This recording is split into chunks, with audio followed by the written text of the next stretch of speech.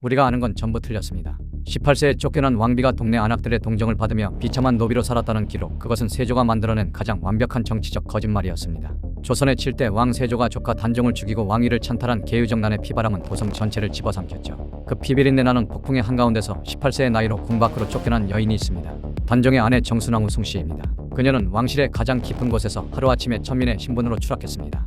비단옷 대신 거친 삼배옷을 걸친 채 차가운 흙바닥으로 내동댕이 쳐진 그녀의 눈앞에는 남편을 죽인 원수들의 세상이 펼쳐져 있었죠.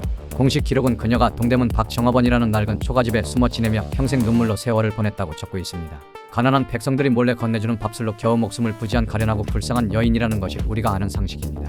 상식적으로 도저히 납득할 수 없는 거대한 모순이 하나 존재합니다. 피도 눈물도 없는 숙청을 단행했던 세조의 서슬퍼런 감시망 아래서 가장 위험한 정치적 적국인 패비가 무려 64년 동안이나 살아남았다는 사실입니다. 과연 이것이 단순히 백성들의 얄팍한 동정심만으로 가능한 일이었을까요? 그녀가 정착한 동대문 박숭인동 일대는 그저 평범한 빈민가가 아니었습니다. 그것은 조선이라는 거대한 운영체제에서 국가의 통제력이 미치지 못하는 일종의 블랙박스 같은 공간이었죠. 정순왕후가 그곳에 자리를 잡자마자 아주 기이한 형태의 시장이 하나 형성됩니다. 오직 여성들만 물건을 사고 팔 수 있는 금남의 구역, 이른바 여인시장이 탄생한 겁니다. 조선시대의 시장은 철저히 남성 관원들의 감시와 통제를 받는 공적인 공간이었습니다. 그런데 이 여인시장은 관원들의 출입 자체를 원천적으로 봉쇄해버렸죠. 남성 관원이 접근하면 수십 명의 안악들이 일제히 돌을 던지고 소리를 질러 쫓아내는 방식으로 철저한 방화벽을 구축했습니다. 이것은 단순한 상행위가 아니라 국가의 감시망을 무력화시키는 고도의 암호화된 네트워크였습니다. 현대로 치면 중앙 서버에 추적이 불가능한 다크웹이나 탈중앙화된 시스템을 도성 한복판에 구축한 것과 같습니다.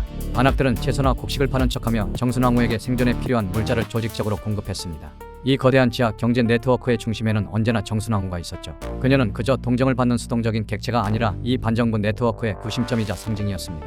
동네 안악들이 목숨을 걸고 이 위험한 시스템을 유지했던 진짜 이유는 무엇이었을까요? 그것은 세조의 잔혹한 학살에 대한 민초들의 무언의 저항이었습니다. 계유정난으로 수많은 충신과 무고한 백성들이 피를 흘리며 죽어가는 것을 그들은 두 눈으로 똑똑히 목격했습니다. 공포 정치가 사람들의 입을 틀어막았지만 마음속 깊은 곳에 분노마저 지울 수는 없었죠. 그 분노는 정순왕후라는 살아있는 명분을 만나 거대한 연대로 진화했습니다. 정순왕후 역시 이들의 보호에만 기대어 숨죽이고 있지 않았습니다.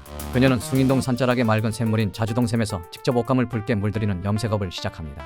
조선 사회에서 자색, 즉 붉은색과 보라색은 오직 왕실과 고위 관료들만 사용할 수 있는 권력의 디폴트 값이었습니다. 가장 밑바닥으로 추락한 노비가 감히 왕실의 전유물을 만들어 시장에 내다판 겁니다. 이것은 단순한 생계유지 수단이 아니었습니다. 자신이 여전히 조선의 적법한 국모임을 선언하는 고도의 정치적 퍼포먼스이자 시위였죠. 붉게 물든 옷감이 시장을 통해 도성 곳곳으로 퍼져나갈 때마다 사람들은 억울하게 죽은 단종을 떠올렸습니다. 옷감은 곧 세조의 정통성을 부정하는 불온선 전물이나 다름없었습니다. 세조의 정보망에 이 불쾌한 소문이 들어가지 않았을 리가 없습니다. 그렇다면 세조는 왜 당장 군사를 보내 이 발칙한 반역의 싹을 잘라버리지 않았을까요? 여기서 우리는 세조가 직면했던 치명적인 트레이드오프, 즉 권력의 딜레마를 발견하게 됩니다. 세조는 이미 조카의 왕위를 빼앗고 수많은 충신들의 피를 손에 묻힌 상태였습니다. 민심은 바닥을 치고 있었고 명나라의 눈치도 살펴야 하는 아슬아슬한 상황이었죠. 이런 상황에서 힘없는 18세의 미망인마저 잔혹하게 처형한다면 그것은 시스템의 과부하를 초래할 폭관이었습니다. 폭동이라는 단일 실패 지점을 건드리는 최악의 자충수가 될 수 있었던 겁니다. 그래서 세조는 아주 교활한 인센티브 구조를 설계합니다. 정순왕후를 죽이는 대신 그녀에게 막대한 식량과 땔감을 하사하며 관대한 군주의 이미지를 연출하려 했죠. 자신이 내민 구호품을 그녀가 넙죽 받아먹는 순간 그녀는 스스로 세조의 신하임을 인정하는 꼴이 됩니다. 이것은 생존을 미끼로 던진 파우스트의 거래였습니다. 18세의 정순왕후는 세조의 이 얄팍한 심리전을 완벽하게 간파했습니다. 그녀는 왕실에서 내려온 식량을 단 한 톨도 입에 대지 않고 차갑게 거절해버립니다. 집 앞에 쌓인 쌀가마니가 썩어 문드러지고 짐승들이 파먹어 악취가 진동할 때까지 쳐다보지도 않았죠. 굶어 죽을지언정 너의 적법성은 결코 인정할 수 없다는 서늘한 선전포고였습니다. 이 거절은 세조에게 뼈아픈 타격이었습니다. 그녀가 살아 숨쉬며 가난을 견디는 매 순간이 세조에게는 씻을 수 없는 도덕적 결함으로 작용했죠. 세조는 무력을 가졌지만 명분이라는 전쟁에서는 18세의 소녀에게 완벽하게 패배한 겁니다. 그녀의 존재 자체가 세조의 권력에 기생하며 에너지를 갉아먹는 치명적인 바이러스가 된 것이죠. 시간은 과연 누구의 편이었을까요? 정순왕후는 복수의 방식을 완전히 재정의했습니다. 칼을 들고 궁궐로 쳐들어가는 대신 그녀는 자신의 수명 자체를 무기로 삼았습니다. 생물학의 붉은 여왕 효과처럼 그녀는 끊임없이 요동치는 권력의 지형 속에서 묵묵히 숨을 쉬며 살아남았습니다. 세조는 매일 밤 단종의 어머니인 현덕왕후의 원혼에 시달리며 피부병으로 고통받다 비참하게 생을 마감했죠. 세조가 죽은 뒤에도 정순왕후의 고독한 생존 게임은 멈추지 않았습니다. 세조의 아들 예종은 왕위에 오른 지 불과 1년여 만에 원인을 알 수 없는 병으로 요절했습니다. 뒤이어 왕위에 오른 성종의 치세 동안에도 그녀는 산자락의 작은 초가집에서 역사의 흐름을 지켜보았습니다. 피바람을 일으켰던 연산군이 폭정을 일삼다 반정으로 쫓겨나는 몰락의 과정도 그녀의 늙은 두 눈에 모두 담겼죠. 중종이 왕위에 오르고 나서야 그녀의 나이는 마침내 80을 넘겼습니다. 무려 64년입니다. 자신을 구렁텅이로 몰아넣었던 원수와 그 일족들이 권력의 무게에 짓눌려 스스로 파멸해가는 과정을 똑똑히 확인한 겁니다. 이것은 조선 왕조 역사상 유례를 찾아볼 수 없는 가장 잔혹하고 우아한 복수극이었습니다. 그녀는 아무것도 하지 않고 그저 숨어 지낸 것이 아닙니다.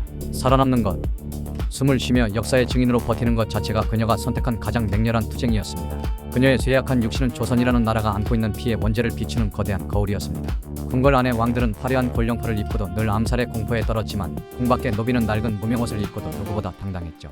그녀가 살아있다는 사실 하나만으로도 조선의 왕들은 밤잠을 설쳐야만 했습니다. 그녀의 존재는 완벽해 보이던 조선의 통치 시스템에 지워지지 않는 치명적인 버그였습니다. 권력자들은 그녀를 역사에서 지워버리려 했지만 그녀는 민초들의 기억이라는 클라우드 시스템에 자신의 존재를 영구적으로 백업해 두었습니다. 결국 이 끈질긴 생존 전쟁의 최후 승자는 누구였을까요? 역사는 승자의 기록이라고들 말합니다. 진정한 승자는 칼을 쥔 자가 아니라 마지막까지 살아남아 그 칼이 얼마나 끔찍했는지를 증명하는 자입니다. 정순왕후 송씨는 82세의 나이로 눈을 감는 그 순간까지 단 한 번도 세조의 혈통을 향해 고개를 숙이지 않았습니다. 그녀가 세상을 떠난 뒤에도 그녀가 쏘아 올린 명분의 씨앗은 조선 사회에 깊이 뿌리내렸습니다. 수백 년이 흘러 조선의 22대 왕 정조에 이르러서야 그녀는 마침내 단종과 함께 복권되었습니다. 단종의 무덤인 장릉에 그녀의 신의가 합사되며 241년 만에 완전한 명예를 되찾은 겁니다. 누가 이 기나긴 전쟁에서 진정한 승리를 거두었는가? 그 질문에 대한 답은 이미 역사가 증명하고 있습니다. 가장 약해 보였던 18세의 소녀가 가장 강했던 권력자들을 시간이라는 무기로 모조리 베어버린 이 소름 돋는 타임라인은 우리에게 많은 것을 시사합니다. 힘의 논리가 지배하는 세상에서 때로는 버티고 살아남는 것 자체가 가장 위대한 승리가 될 수 있습니다. 거대한 폭력 앞에서도 자신의 존엄을 포기하지 않았던 그녀의 64년은 오늘날 우리가 겪는 수많은 부조리 앞에서도 결코 무너지지 말아야 할 이유를 알려줍니다. 누가 이 전쟁으로 무엇을 얻었는가? 그 질문 하나가 세상을 읽는 가장 강력한 도구입니다. 당신이라면 모든 것을 잃은 그 차가운 흙바닥에서 어떤 방식으로 살아남으시겠습니까? 오늘의 역사가 여러분의 시선을 조금이라도 바꾸어 놓았다면 구독과 좋아요를 부탁드립니다. 여러분의 생각은 어떠신지 댓글로 남겨주시기 바랍니다.